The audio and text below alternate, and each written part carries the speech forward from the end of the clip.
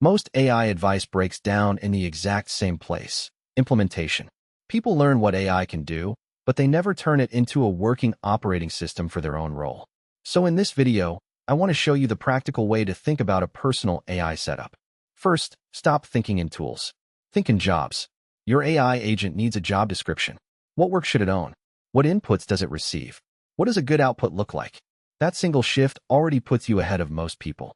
Second, identify the workflows that repeat, not the once-a-quarter projects. The repeat work: writing proposals, responding to leads, summarizing meetings, turning notes into deliverables, planning content, handling inbox triage, researching before a call. Those are the best places to start because they compound. Saving 20 minutes once is nice. Saving 20 minutes every day becomes a system. Third, your prompts should be role-specific. A consultant should not use the same prompts as a recruiter. A local business owner should not use the same prompts as a copywriter. The context changes the prompt, the structure, the tone, and the workflow around it. That is why generic prompt packs usually disappoint. They're broad enough to apply to everyone, which means they're precise enough to be great for no one. Fourth, give AI communication rules. This is where a soul file becomes useful. What tone should it use? How direct should it be? How should it format responses? What kind of context should it remember? What should it avoid?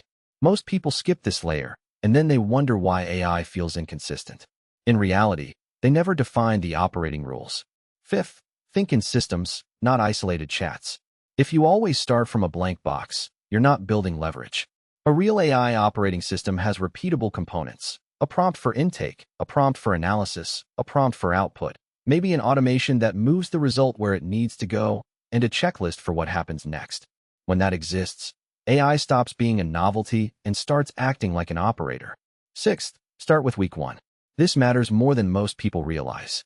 A lot of AI setups fail because the plan is too abstract. You need day 1 actions, day 3 adjustments, day 7 reinforcement. What are you replacing first?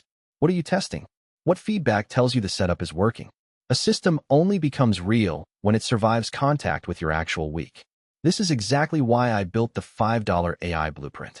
You answer 5 questions about your role, your bottlenecks, and your current way of working. I turned that into a personal soul file, role-specific prompts, workflow automation ideas, and a week 1 playbook. The point isn't to impress you with AI. The point is to help you leave with a usable operating system. If you want that, go to lancetai.com and get your blueprint.